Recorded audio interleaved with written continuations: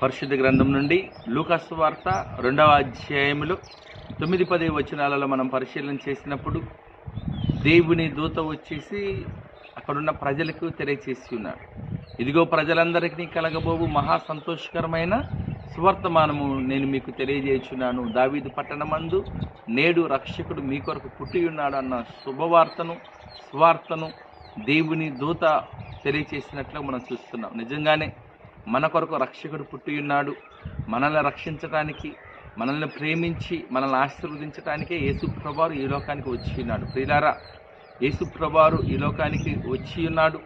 యేసు ప్రభువారు మన రక్షకుడు అనేసి మొదటగా తెలియచేసిన వారు ఎవరు అంటే దేవుని యొక్క దూత ఈ ప్రపంచానికి సువార్తను ప్రకటించి ఉన్నది. కనుక మనం తెలుసుకోవాల్సిన శ్రేష్టమైన మాట ఏంటంటే, ప్రభు యొక్క పుట్టుకను గురించి దేవుని దూతలు తెలియచేశారు, గొర్రెల కాపర్లు తెలియచేశారు, అదేవిధంగా జ్ఞానులు తెలియచేశారు.